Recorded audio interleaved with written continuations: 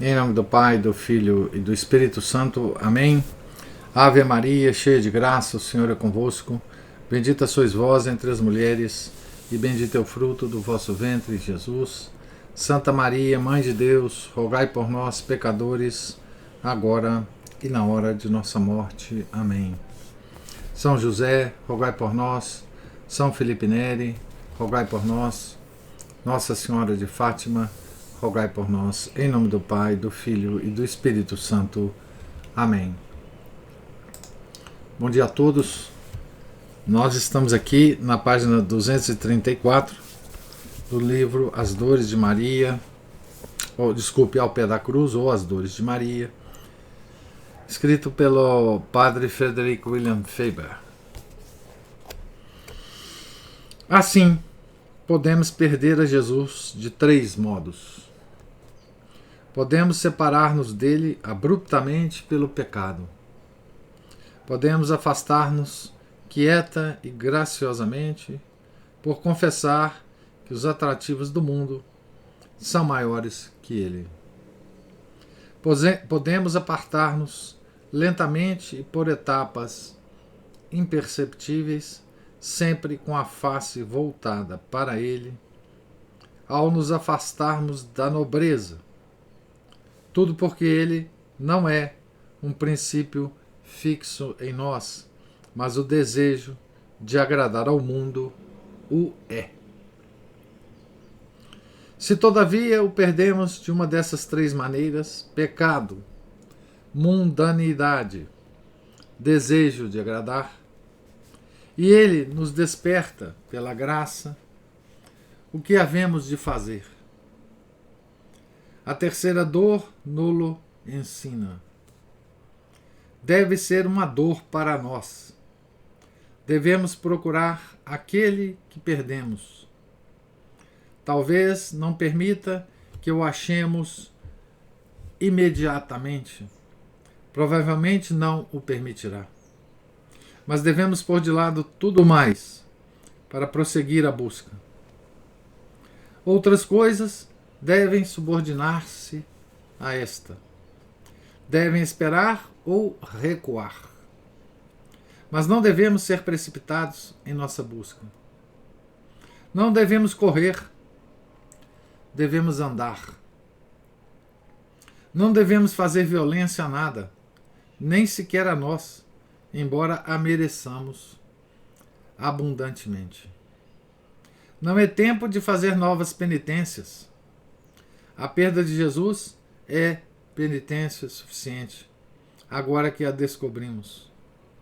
Devemos ser bondosos, e a dor nos dará a bondade. Portanto, nossa busca deve ser dolorosa, como a de Maria. Devemos buscar a Jesus com lágrimas, mas não com gritos, com o coração quebrantado, mas também tranquilo. Devemos procurá-lo também no lugar correto, em Jerusalém, no templo, ou seja, na igreja, nos sacramentos e na oração. Ele nunca está entre nossos parentes. Nunca se esconde na doçura inocente de um bom lar. É uma afirmação forte. Mas é isso o que esta dor afirma. Todas essas são condições para uma busca bem-sucedida. É assim que Maria o procurou. É assim que o encontrou. Devemos ter ânimo. Tudo tem remédio. Até a mundanidade é curável. E é, de longe, nossa doença mais próxima do incurável. Se nossa vida inteira não passou de um desejo de agradar ao mundo, se cada pensamento, cada palavra, cada ação, cada olhar e cada omissão foram envenenados por este desejo, não devemos ficar abatidos. Mudar o hábito é muito difícil. Mudemos o objeto. Agrademos a Jesus em vez de ao mundo. Quem nunca conheceu alguém totalmente dedicado a Deus, que antes era notável por estar totalmente dedicado ao mundo? Não só isso, senão que, quanto mais se dedicou ao mundo, tanto mais se dedicou a ele. Devemos, contudo, assim nos ensina esta dor, ficar de guarda contra a tentação que provavelmente nos atacará em nossa busca. Rapidamente perdemos o sentido de culpa ao sentir que começamos a ser bons novamente. É parte da superficialidade de nossa natureza. Não chegaremos longe em nossa caminhada em busca de Jesus antes de atribuirmos a perda não tanto a um erro nosso, mas a alguma misteriosa provação sobrenatural que Deus nos manda e cuja vinda é o índice de nossa bondade.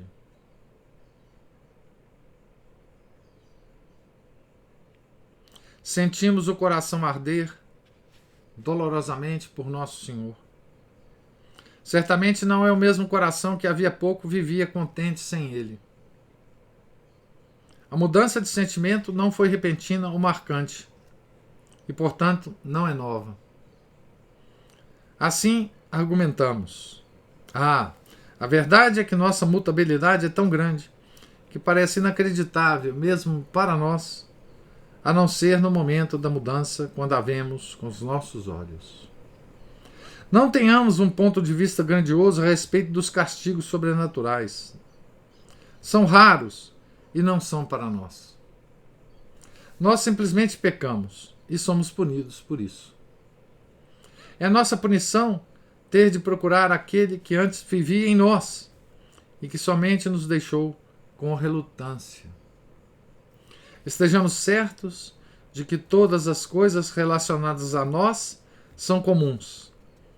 Perdemos a Jesus não numa escuridão mística da alma, mas na fraqueza de um coração mundano.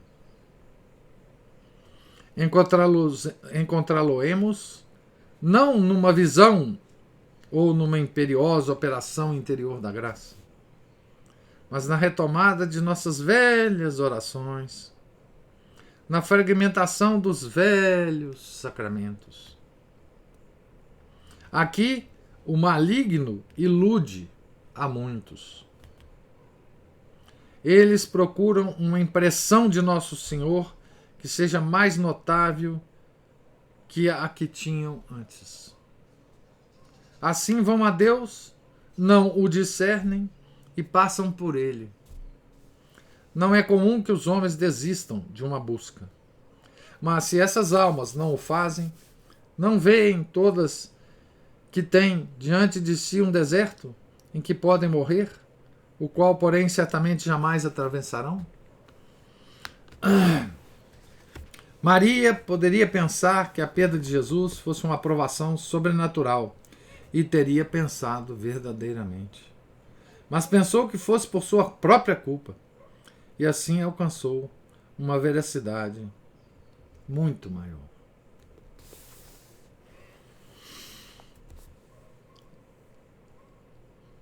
Então, nesse trecho aqui, o Padre Faber fala coisas muito, muito importantes para nós, né? Primeiro, ele nos ensina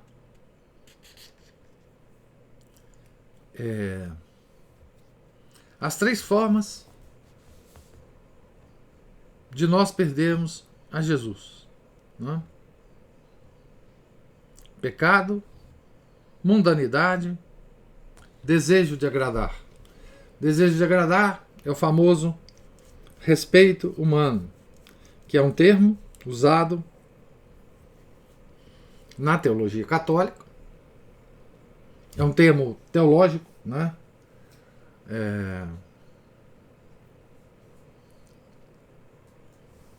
Mas que desejo de agradar é um termo mais descritivo para nós, né?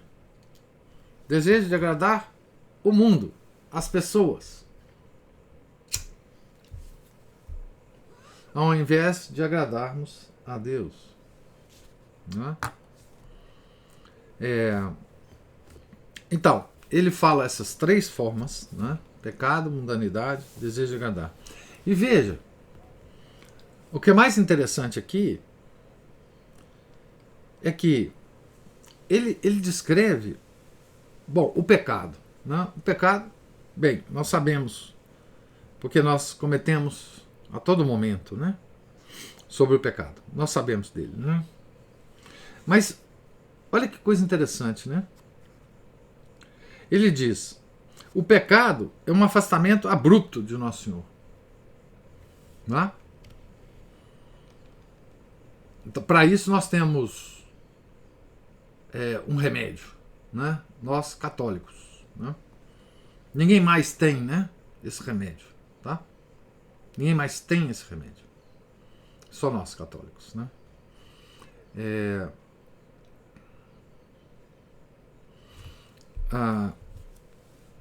Chesterton, quando se converteu à igreja, houve uma comoção muito grande no mundo, né? Porque um grande intelectual, né, famoso no mundo inteiro, né, se converte à Igreja Católica, né, já no século XX, né, ele se converteu em 1922, né. Então, causou muita curiosidade, porque já naquela época intelectualidade não combinava bem com a Igreja Católica, porque a ideia é que a Igreja Católica, como é agora, né, era contra a intelectualidade, era um lugar que não abraçava bem, né, era uma instituição que não abraçava bem as pessoas inteligentes, né? Como uma pessoa como Chesterton poderia entrar na igreja, né? E então perguntaram para ele, né, por que ele se converteu, né? E a resposta dele vem bem a calhar aqui na nossa discussão, né? Ele falou assim: eu me converti na igreja, para a igreja católica, porque eu quero alcançar o perdão dos meus pecados. Né? É a única que pode perdoar os pecados. Né? Então, o pecado é um afastamento abrupto, né? Esse todos nós entendemos. Mas as duas outras formas não envolvem diretamente o pecado. E ele descreve bem esses dois afastamentos, né? Olha que coisa. Ele diz: podemos afastar-nos quieta e graciosamente. Graciosamente. Com graça. Com leveza. Com charme. E eu diria, que é uma palavra que eu adoro, vocês sabem, com sofisticação. Né? Podemos nos afastar quieta e graciosamente, por confessar que os atrativos do mundo são maiores que ele. Necessariamente esse caminho pode não envolver o pecado. Mesmo assim, é um afastamento dele. E ele ainda escreve que isso é a mundanidade, né? E ele ainda escreve o terceiro caminho. Podemos apartar-nos lentamente e por etapas imperceptíveis, sempre com a face voltada para ele. Ao nos afastarmos da nobreza, tudo porque ele não é um princípio fixo em nós, mas o desejo de agradar ao mundo o é. Então, nós afastamos com esse desejo de agradar o mundo, nós afastamos dele, olhando para ele, encarando a sua face. Que coisa terrível, né? Que ele descreve aqui. Que coisa terrível.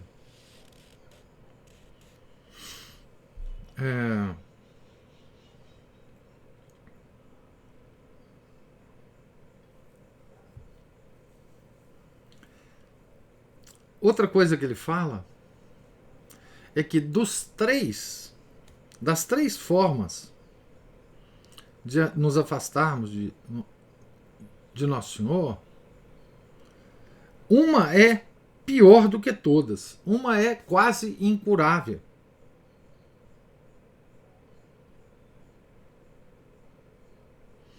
Ele fala assim: tudo tem remédio.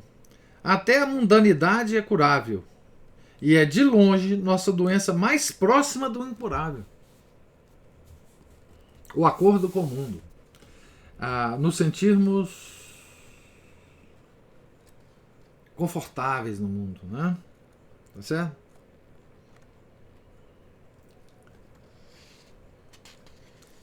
E ele nos dá uma grande alerta depois disso, né?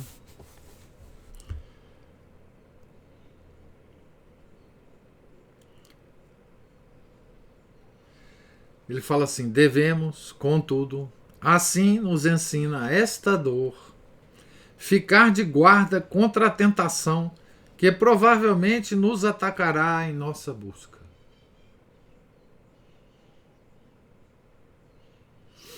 Rapidamente perdemos o sentimento de culpa ao sentir que começamos a ser bons novamente.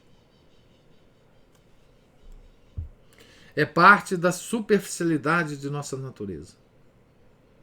Não chegaremos longe em nossa caminhada em busca de Jesus antes de atribuirmos a perda não tanto a um erro nosso, mas a alguma misteriosa provação sobrenatural que Deus nos manda e cuja vinda é um índice de nossa bondade.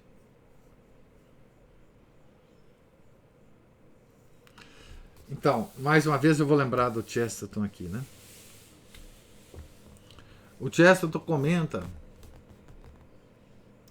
em alguma obra dele, que eu já não sei mais qual, sobre o orgulho, sobre o pecado maior, né? E ele nos diz o seguinte: ele vai fazendo gradações dos nossos sentimentos de orgulho, dos menos importantes aos mais importantes. Então ele diz assim, que nós termos orgulho, por exemplo, de nossa pátria,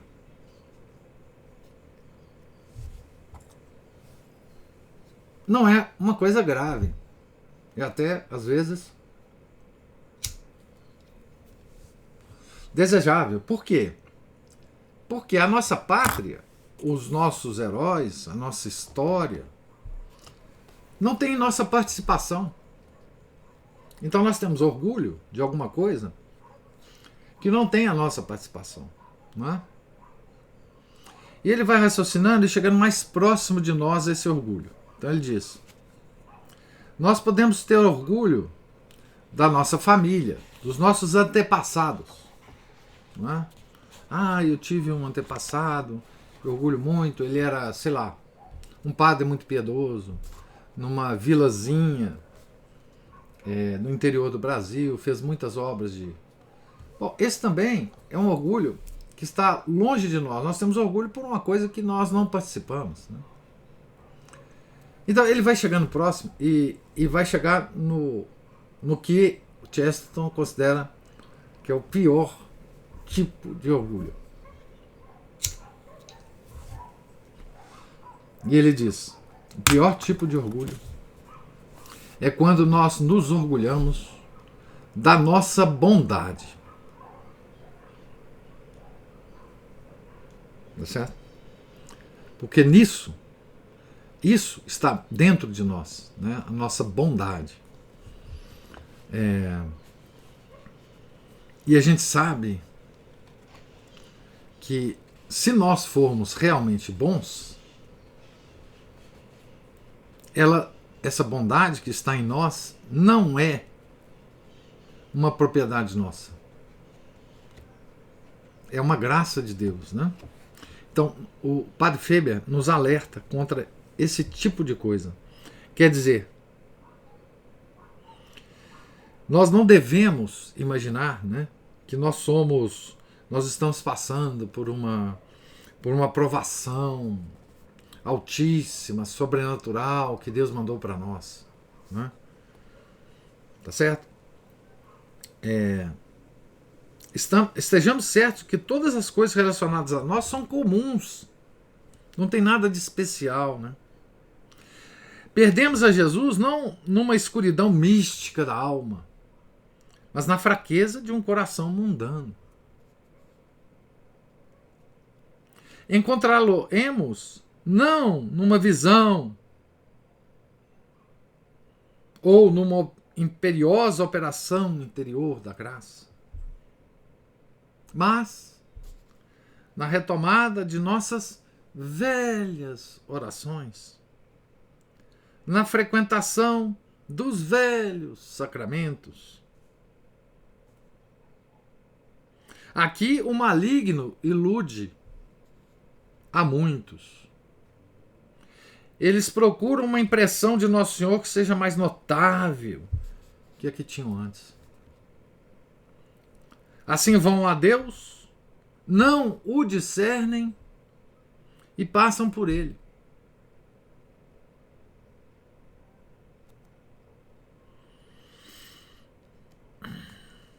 Que coisa, né? Então, o nosso caminho de volta é um caminho que ele diz de andar e não de correr, né? É um caminho comum a todos nós. Não existe nada de especial nesse caminho. Nada de especial nesse caminho, né? E nós caminhamos nesse caminho tentando resgatar a perda de Jesus por nós, por nossa própria culpa. E aí ele dá o exemplo de Maria, da Nossa Santa Senhora, né? Ele fala, Maria poderia pensar que a perda de Jesus fosse uma provação sobrenatural. E teria pensado verdadeiramente. Mas pensou que fosse por sua própria culpa. E assim alcançou uma veracidade muito maior.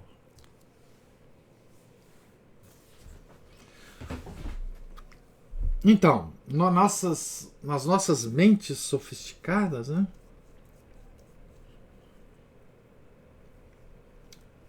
quando nós aceitamos que perdemos a Jesus, nós então vamos traçar o caminho de volta, também sofisticadíssimo, complicadíssimo. Não é? E nesse caminho sofisticado nós o perdemos. Nós não o discernimos. Nós passamos por ele. Porque o caminho é de uma simplicidade angustiante. Velhas orações, frequentação dos velhos sacramentos. É o caminho de volta, né? É verdade. Há uma perda de Jesus que não é de todo culpa nossa, que é meio provação, meio punição. Não é tanto uma perda, como é uma ocultação de sua face. Pensamos que o perdemos sempre que não o vemos. Isso ocorre muitas vezes em nossa vida espiritual. E se observarmos com atenção, certamente perceberemos nestes desaparecimentos a ação de uma lei. Saberemos as circunstâncias em que acontecem, que regulam sua duração e que acompanham seu reaparecimento, o reaparecimento de Nosso Senhor. Pois ele não faz nada sem ordem, sem peso e sem medida. Está nos Salmos, né? Acho. No livro da sabedoria, eu acho. E ainda mais, se fosse possível, no mundo das almas que no mundo da matéria. Deus tem seu próprio caminho para cada um de nós e, consequentemente, deveríamos conhecer o caminho que tem para nós. Mas seu caminho é um sistema. Tem suas leis e seus períodos, e é tão regular em seus desvios e tão pontual em suas catástrofes, como o é em sua paz, em sua ordem e em sua uniformidade. Talvez não haja maneira infalível de saber quando o desaparecimento de Jesus ocorre por nossa culpa. Talvez seja sempre, em alguma medida, nossa culpa. Se fosse apenas uma provação, deixaria de ser uma muito eficaz se estivéssemos seguros de que não passa de provação e não de culpa nossa. Mesmo nesse caso, não devemos ser passivos. Mesmo então, devemos doer-nos. Mesmo então, devemos procurar. Não devemos esperar que ele retorne a nós. Devemos ir e procurar onde está.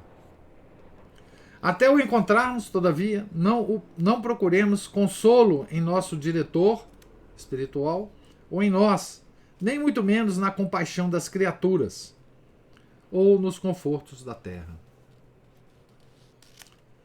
Ele é nosso único consolo verdadeiro. Seria a coisa mais triste se nos consolássemos com outra coisa que encontrá-lo. A terceira dor ensina-nos isto, pois ela espelha em sua superfície, sem ser perturbada pelas coisas profundas abaixo, todas as relações da alma com seu Salvador e Senhor.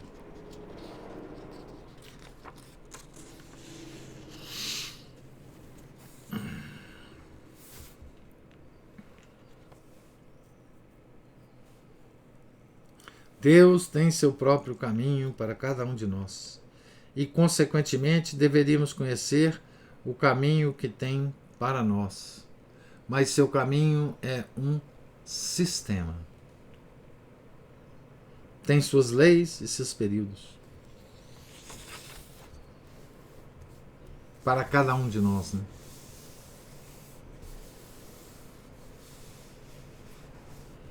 Há algo quase egoísta nos sentimentos com que nos desviamos do leito de morte quando acaba o trabalho duro da vida.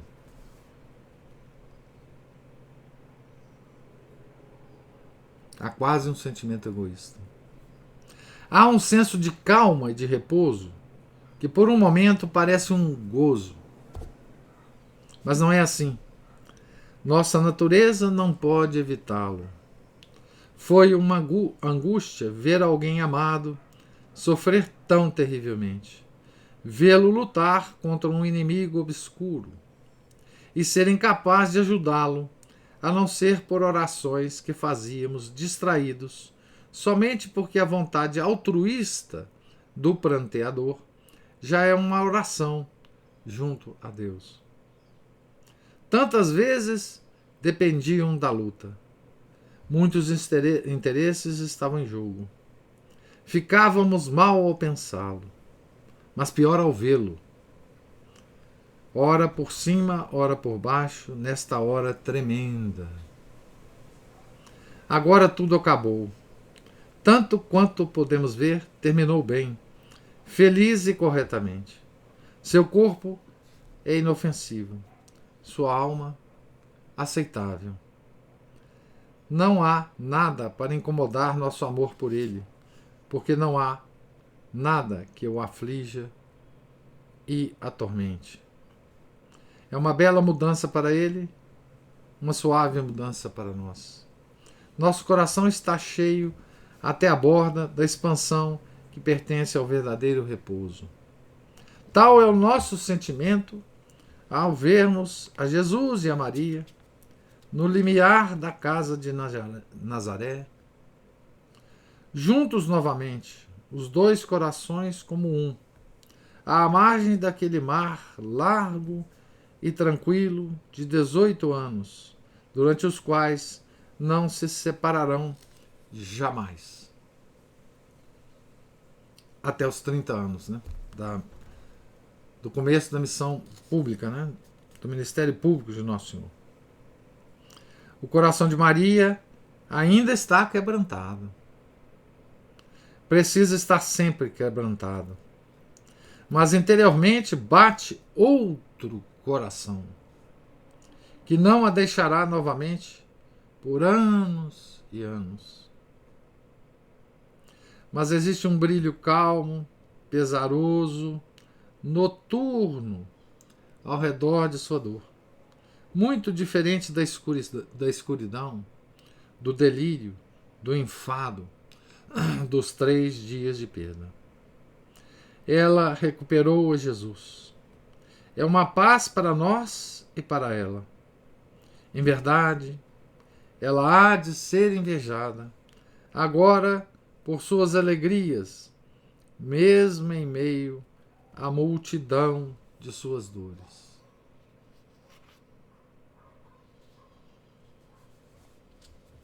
Assim que Padre Faber termina com uma prosa maravilhosa, poética, né? A descrição da terceira dor, né? E de como que a gente pode aproveitar esta dor nas nossas porcas vidas, né?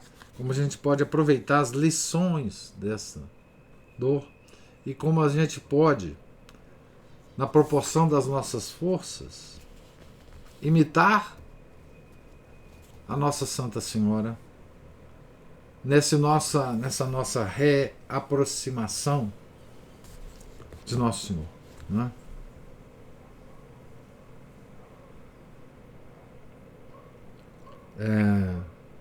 Nós podemos perder Nosso Senhor, nos afastarmos dele,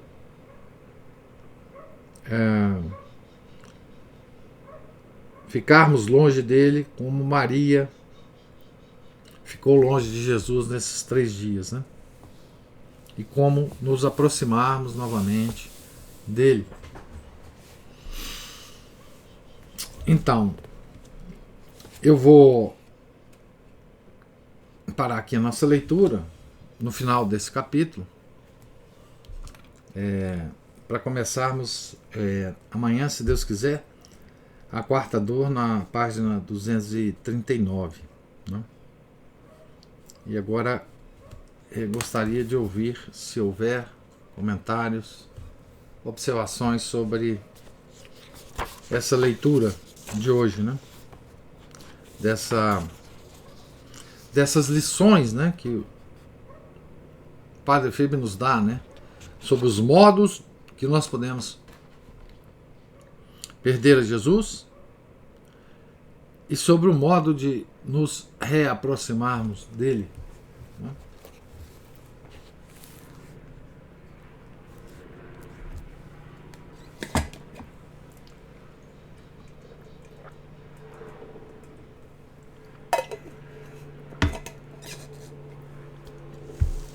Oi, professor. Ô, Márcio. Tudo bom? Cheguei um pouquinho atrasado aqui. Mas essa terceira dor aí, ela, da perda, né, que encontra o menino Jesus no templo, ela me lembra principalmente aquela parte em que eles vão saindo de Jerusalém, de repente percebem que o menino não está com eles e resolvem voltar. E na hora que volta, né, nós temos 2 coisas aí: o retorno a Jerusalém, que é aquela figura da conversão das pessoas, né, assim como tem nos os discípulos de Emaús, a volta do povo dos hebreus do exílio e Isso. tudo mais. Retorno a Jerusalém, e à medida que as pessoas voltam, elas vão trombando, justamente, elas vão caminhando contra a multidão.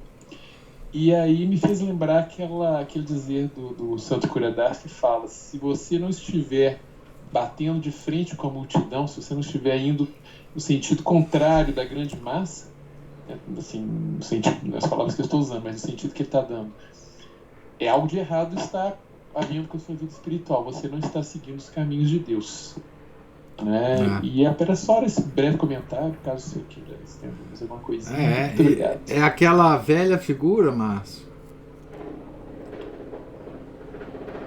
de não agradar o mundo. Enquanto nós estivermos tentando agradar o mundo, nós estamos caminhando para o lado errado.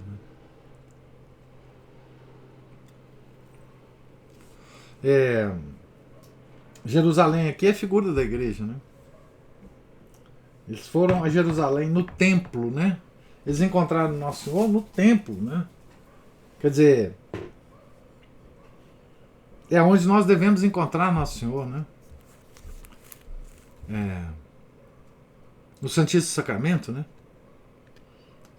É lá que ele está, né? E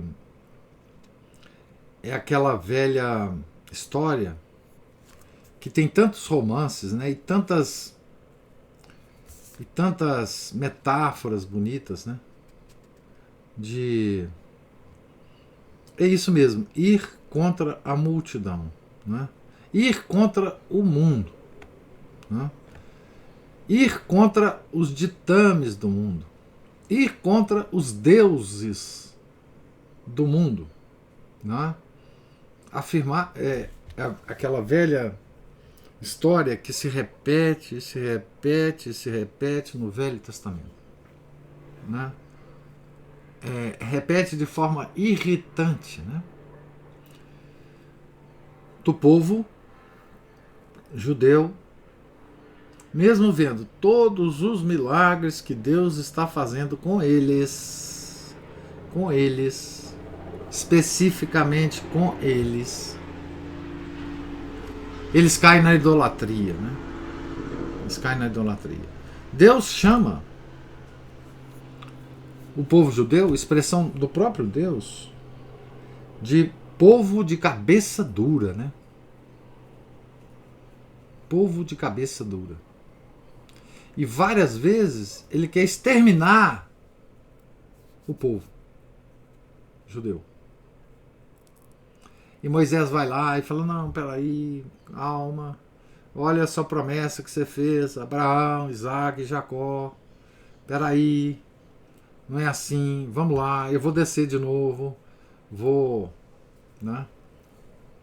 O próprio sumo sacerdote, Arão, numa das subidas de Moisés ao monte para falar com Deus, ficou lá 40 dias, nesses 40 dias o próprio Arão construiu um bezerro de ouro para o povo adorar, né?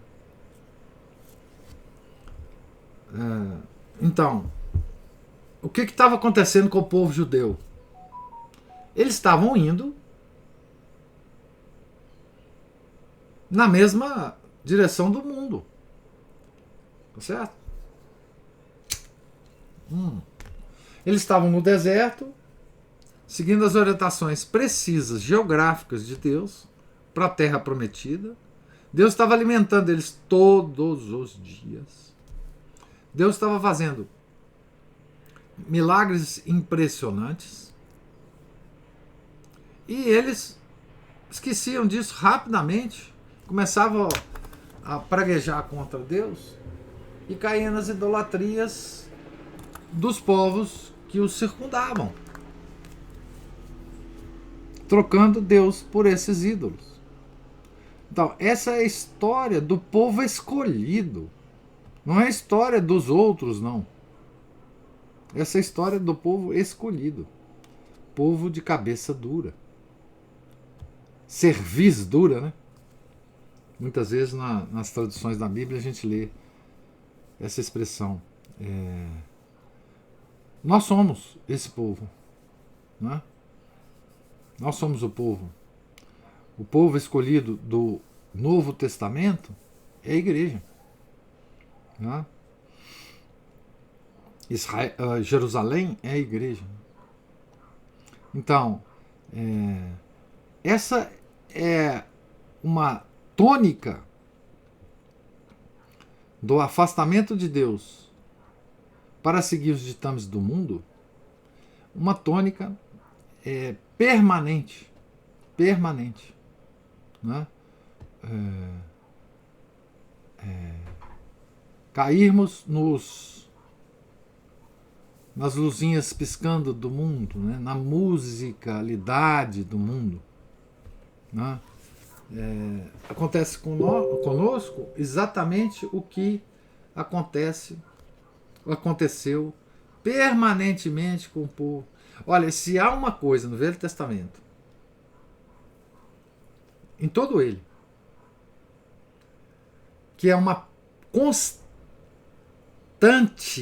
absoluta, é o povo judeu se separar do seu Deus, do Deus de Abraão, Isaac e Jacó, para se dar bem com o mundo. É a maior constante do Velho Testamento. Essa história é uma história que envolve vários detalhes, obviamente, mas é uma história muito fácil de resumir. É essa a história do Velho Testamento. É essa a história dos profetas, que vinham falar em nome de Deus e o povo matava os profetas. Os profetas todos morreram martirizados, todos. É uma história absolutamente constante. O que mostra que é a nossa natureza humana. A nossa natureza humana é assim e nós temos que lutar contra isso com todas as nossas forças.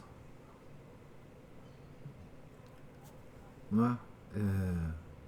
Por isso que Padre Faber fala que a mundanidade é uma doença curável, mas é a mais próxima doença, o mais próximo do incurável é a mundanidade. Né? Que nós estamos encharcados. Encharcados. Ana Paula levantou a mão. Oi, professor, sou eu. Opa! Nesse retorno desse pessoal, né, Nossa Senhora, São José para Jerusalém, eles têm que se desviar da multidão, estão desviando igual a gente tem que se desviar dos erros mundanos, né? Porque a multidão ainda estava saindo, né? Da Páscoa. Ela estava saindo da Páscoa. Não é? Vão desviando, pedindo licença para descrença, para ignorância, para preguiça, para outros vícios de personalidade. E ninguém sabia o que eles estavam procurando. Ninguém sabia. Nem queria saber, né? Nem queria saber. Mas aí quando eles encontram Nosso Senhor no templo, ele fala, né? Mas vocês não sabem que eu tenho que vir cá para fazer a vontade do meu Pai? E aí a gente faz aquela conexão, né? Por exemplo, Jesus nasceu em Belém, que significa a casa do pão. A casa de Jesus é o pão, né? É a Eucaristia, é o sacramento. É o alimento. E tem aquela outra passagem, né, que lembra a gente, meu alimento é fazer a vontade daquele que me enviou. Então a gente vê que o alimento, né, a Eucaristia, o alimento da nossa alma, é justamente para poder enviar a gente cumprir a vontade de Deus. Nós somos enviados de Deus, então nós temos essa responsabilidade, de certa forma, essa dignidade, né? Então a gente tem que pensar muito nisso, o tempo todo fazer a vontade daquele que nos enviou aqui a este mundo, né? Para poder nos levar de volta, nos levar para Jerusalém Celeste, né? E outro ponto que eu queria colocar também é, com a descrença dos judeus, eles foram todos expulsos de Jerusalém com aquela rebelião por volta do ano 70, né? Os judeus foram cercados em Jerusalém, conforme Nossa Senhora havia profetizado, né? Massacrados e dispersados, né? Mateus 24, o capítulo. Isso, por aí. Eu não estou lembrado exatamente o ponto. Eu lembro porque eu já discuti isso com um padre uma vez no meu blog. Meu Deus. Os velhos tempos. O padre levou Ah, uma coitado. lenhada aí. É, Ele parou para pensar, pelo menos. nada, nada. Padre modernista, Tinha né? certeza que ele estava certo, né? É, tinha. Ainda me xingou bastante, amigo. Mas E assim, quando me os xingou. argumentos faltam, né? Ele começa a xingar. Xingou demais da conta. Xingou demais. Mas o que eu tinha a dizer aí, professor, obrigado. Se Não, eu queria estender algumas perfeito. considerações, vão Não, ser ótimos aqui agora. perfeito. As coisas que você falou são perfeitas, né? Quer dizer, é mais uma indicação, né? De que nós sabemos o que deve ser feito. O próprio nosso Senhor nos falou, né? Nós sabemos. Nós sabemos onde Ele está, qual é a dignidade dele, né? Qual é a nossa missão. Então, tudo isso nós sabemos. E nós seremos cobrados por isso, né? Nós seremos cobrados por sabermos disso. Então, assim, para nós não tem desculpa. Para nós não tem desculpa. Nós não podemos alegar ignorância, né? Não podemos alegar ignorância, né? Com as escrituras e a tradição da igreja, não há como chegarmos no nosso juízo particular e falar: olha, ninguém me avisou disso, eu não sabia, eu fiz isso porque eu não sabia. Não tem saída para nós, né? E isso é uma dignidade, como você colocou, para nós, né? Porque nós estamos. Deus nos deu uma missão, veja que coisa mais nobre, né? Deus nos deu uma missão aqui na Terra. É uma dignidade infinita, que nós não merecemos essa dignidade. E por outro lado, é uma responsabilidade terrível. Terrível. Não é? Porque se nós falharmos, nós falharemos numa missão que o nosso Criador deu a nós. E isso é a única falha que nós não podemos cometer.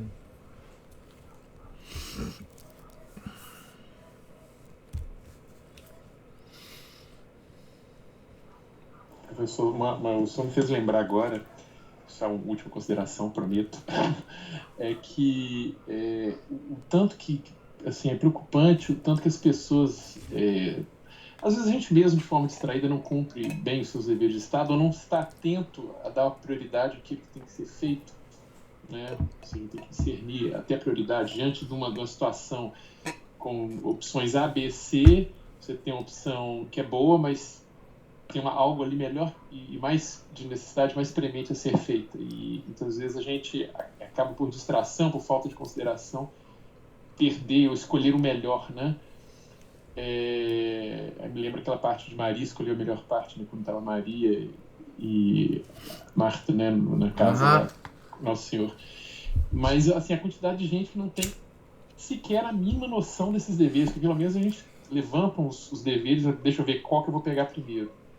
Tem gente que não tem a mínima noção. Não sabe o que é isso. Tem que ser feito. Isso é altamente preocupante, porque isso corrói, isso acaba com elas, acaba individualmente, acaba com elas nas famílias delas, e acaba corroendo, né, o chamado tecido social, de certa forma, porque as pessoas se tornam disfuncionais, elas não cumprem a função deles, e as coisas começam a dar errado, né? O dar errado é o sintoma de que, né, as pessoas têm crenças profundas em coisas diversas daquelas que elas têm que fazer. Isso. Os deveres de Estado. Então, o pessoal gosta muito de discutir política, né, Márcio? Só que eles não entendem que, você falou muito bem aí, o tecido social. Eles não entendem que a primeira coisa que nós temos que fazer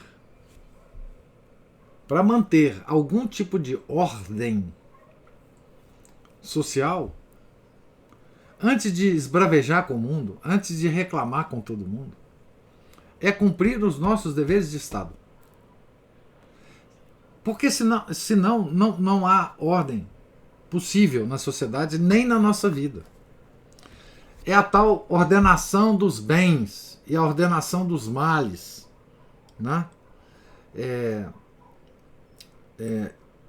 Mas você disse bem, né? Quer dizer, nós católicos, eu estou falando dos católicos, né? Porque o resto já está tão confuso que não dá nem para analisar.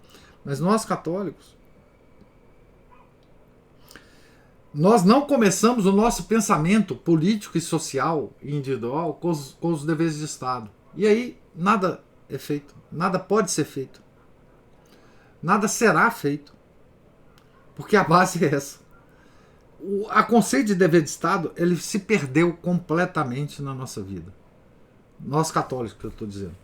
Completamente.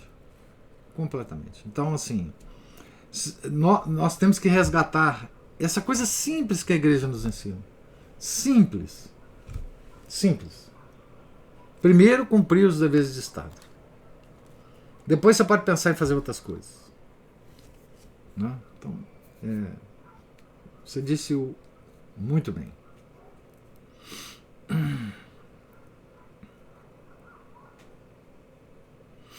Mais alguém querendo fazer alguma observação, algum comentário?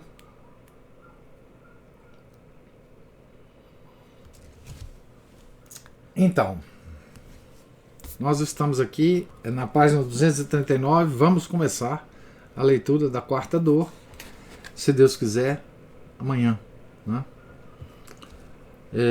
Deus lhes pague a presença, a paciência, os comentários, né? Tenham todos um santo dia, fiquem com Deus. Em nome do Pai, do Filho e do Espírito Santo. Amém. Ave Maria, cheia de graça, o Senhor é convosco. Bendita sois vós entre as mulheres, e bendito é o fruto do vosso ventre, Jesus. Santa Maria, Mãe de Deus, rogai por nós, pecadores, agora e na hora de nossa morte. Amém. São José, rogai por nós. São Felipe Neri, rogai por nós. Nossa Senhora de Fátima, rogai por nós. Em nome do Pai, do Filho e do Espírito Santo. Amém.